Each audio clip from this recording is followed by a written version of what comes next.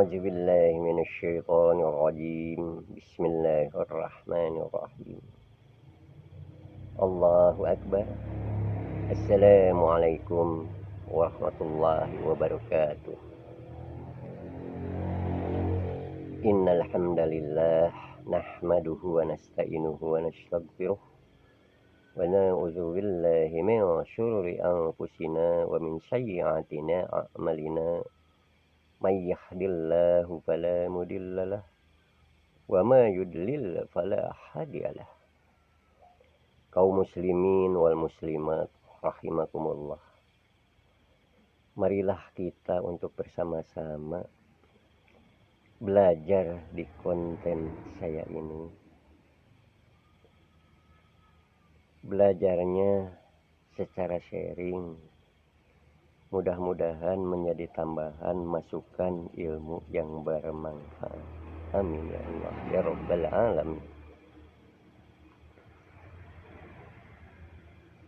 Sebagaimana yang telah Allah firmankan,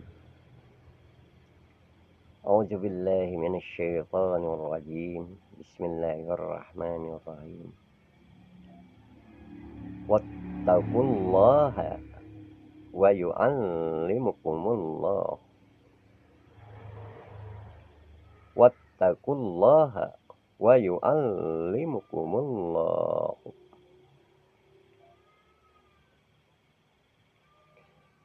Bertakwalah kepada Allah, dan Allah lah yang akan mengajarkan kepadamu segala hajat kebutuhanmu. Jadi Allah lah yang akan mengajarkan segala hajat kebutuhanmu itu, yaitu segala hajat kebutuhan kepada manusia yang mau taat kepada perintah-perintah Allah itu.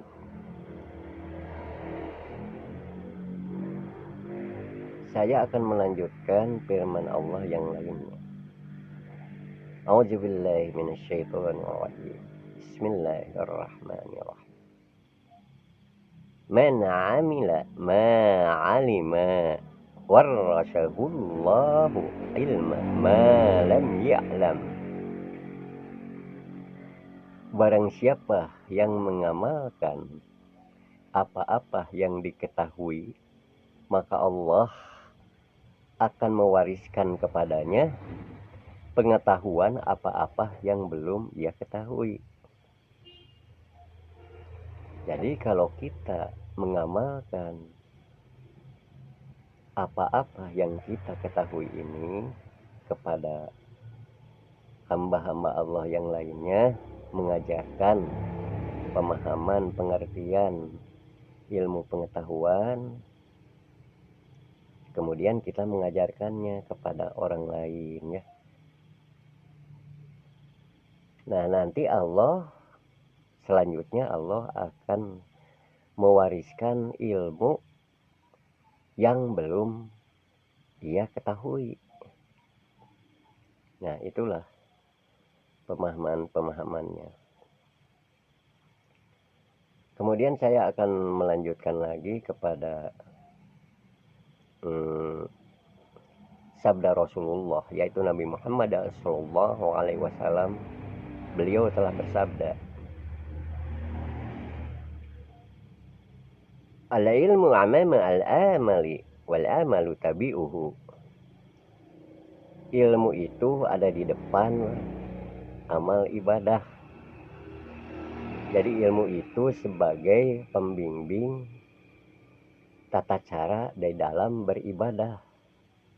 Ibadah sholat, ibadah puasa, di dalam ibadah cara mengucapkan, cara melihat, cara mendengar, cara berpikir, harus memakai ilmu pengetahuannya, yaitu yang terdapat di dalam kitab suci Al-Quran,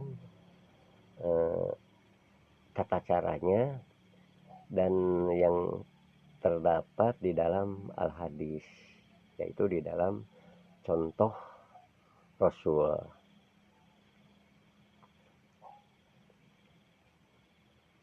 Di dalam hal ini kita harus mau menerapkan, jangan hanya mengucapkan saja, akan tetapi ucapan itu harus diterapkan kepada perbuatan, di dalam perbuatan ibadah misalkan, di dalam cara mengucapkan harus diterapkan petunjuk-petunjuk Allah itu, dan contoh-contoh Rasulnya itu.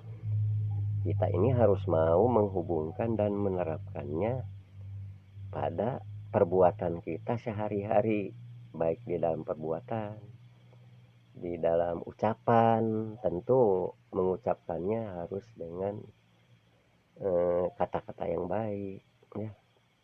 Melihatnya pun harus dengan pandangan yang mengikuti petunjuk Allah itu, ya. Dalam cara mendengar pun harus memakai ilmunya. Nah, ilmunya di sini kita harus mau menerapkannya, jangan hanya di lisan saja, diucapkan saja. Jadi harus dihubungkan kepada perbuatan kita sehari-hari supaya nantinya kita dapatkan pelajaran dari kejadian-kejadian apa yang kita perbuat itu, apa yang kita ucapkan itu, apa yang kita lihat itu. Nah, untuk mengetahui hal ini, tentu kita ini harus mengikuti sabda Rasulullah yang lainnya. Rasulullah telah bersabda, "Rajana min jihadi asghari ila jihadu akbar wa hiya jihadun nafsi." Rajana min jihadi asghari. Kita mulai dari hal-hal yang kecil-kecil dulu untuk mempelajarinya. Ila jihadu akbar, untuk mempelajari perjuangan yang besar, jihad yang besar. Jadi dari yang kecil-kecil dulu. Setelah yang kecil-kecil dulu kita terapkan kepada perbuatan, penglihatan, pendengaran yang kita lakukan setiap hari. Lalu kita melanjutkannya kepada hal-hal yang besar. Ila jihadu akbar, untuk menuju kepada perbuatan yang besar, jihad yang besar. Wahia jihadun nafsi, dan jihad yang besar itu, perjuangan yang besar itu, jadi melawan hawa nafsu kita sendiri, ya. Kita akan mengucapkan yang kotor misalkan, tahan, jangan diucapkan, ucapkanlah yang baik, ya. Kita akan melihat yang tidak kita inginkan, ya. Ya, maksudnya bertentangan dengan apa yang diperintahkan oleh Tuhan, oleh Allah, kita tahan. Walaupun kita melihat, udah aja ucapkan astagfirullahaladzim, lalu jangan dilihat kembali, ya. Kalau dilihat kembali, sudah istighfar, itulah yang menjadi dosa. Jadi yang disebut dosa itu melanggar hak yang benar menjadi salah, melanggar hak manusia, ya, mengambil hak manusia yang lain tanpa alasan yang benar, sehingga timbullah suatu kesalahan yang nyata. Jadi dosa itu adalah suatu kesalahan yang nyata, yang melanggar fitrah Allah, ya. Nah, diteruskan, ya.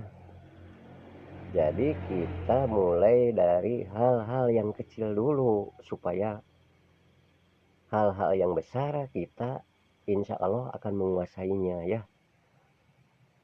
Contohnya, saya ini akan membuat misal atau contoh perumpamaan ya untuk perbuatan atau hal-hal yang kecil ya.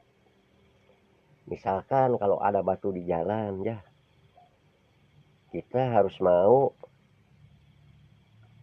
mengkepinggirkan. Jadi dikepinggirin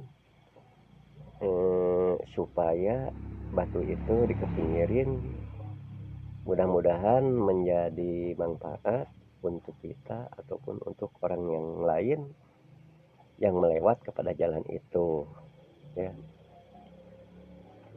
Kemudian contoh yang lainnya lagi ya, kita ini sedang sholat ya, misalkan rakaat pertama kan sholat itu harus khusyuk ya. Rakaat pertama kita ini khusyuk ya, kemudian di dalam rakaat kedua hati kita ada bisikan di hati kita, ingat kepada yang lain ya, kepada teman atau ibu, bapak, anak dan seterusnya. Ucapan saja astagfirullahaladzim, kemudian khusyukkan lagi di dalam sholatnya ya. Contohnya lagi, ini hal-hal yang dianggap kecil ya. Kita lagi berwudu, bersuci ya, untuk menghilangkan hadas kecil, mau melaksanakan sholat ya, berwudu. Misalkan udah wudu, udah habis wudu, kemudian setelah 1 menit kita ini nggak tertahan mau mau ngeluarin gas ya. Maaf ya, lalu kita tahan. Nah, jangan kita tahan terus langsung sholat ya. Jadi kita harus membuang gas itu, kemudian kita bersuci lagi, berwudu lagi ya. Nah, contohnya lagi hal-hal yang kecil. Waduh, nih tempat tidur kita ini awut-awutan ya, semerawut. Lalu kita beresin ya, beresin sampai rapi, udah beres. Nah, itu seperti itu contoh-contoh yang kecil. Kemudian contohnya lagi, aduh halaman nih kotor, sapuin ya, biar bersih, biar bersih. Nah, itu contoh-contoh yang kecil. Nah, sekarang kita akan mulai melanjutkan kepada hal-hal yang besar ya. Nah, ini harus diterapkan kepada perbuatan, jangan hanya diucapkan doang. Supaya ilmunya kita dapatkan, supaya kita ini memahami pemahaman atau pengertian ilmu pengetahuannya ya. Nah, sekarang saya akan mencontohkan perbuatan yang lebih besar lagi supaya yang besar itu kita kuasai ya. Contohnya yang besar,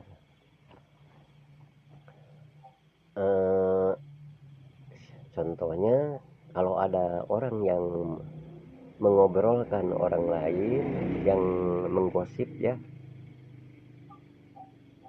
kita lalui saja ya, lalui saja, jangan kita dengar. Walaupun kita dengar, hanya melewat saja, jauhi saja ya. Kemudian contoh yang lain ya, misalkan ya, ada orang yang menghampiri kita, teman kita, kak sini dulu, mau ngapain? Kita beli air yuk. Ya, itu air apa? Biasalah, kita kan nggak enak nih minum sedikit, dia mengajak mabuk ya kepada kita. Nah kita supaya dia itu tidak marah yang mengajak mabuk itu ya kepada kita, kita ucapan saja yang baik-baik kepada orang yang mengajak untuk berbuat buruk itu. Jangan mengucapkan kasar, nanti dianya marah ya, orang yang mengajak mabuk itu. Ucapkan saja begini, maaf dek, saya mau ke depan dulu sebentar, nanti kembali lagi ya, tunggu aja sebentar. Padahal itu hanya tipuan ya, untuk menjauhi dia yang mengajak mabuk, supaya oh ya ya nanti saya tunggu misalkan. Padahal kita ini menghindari orang yang mengajak perbuatan yang dilarang itu. Nah itulah lebih baik sebagaimana yang telah Allah firmankan, qalu salama ya. Walaupun orang-orang zalim itu mengucapkan kata-kata yang buruk, tetapi orang-orang yang beriman itu selalu mengatakan qalu salama, mengucapkan salam dengan kata-kata yang baik. Nah itulah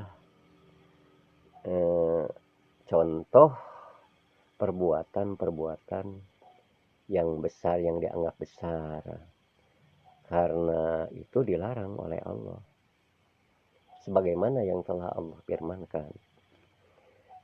Ada yang bertanya kepada Rasulullah, kepadamu, mungkin para sahabat ya, para sahabat Rasulullah.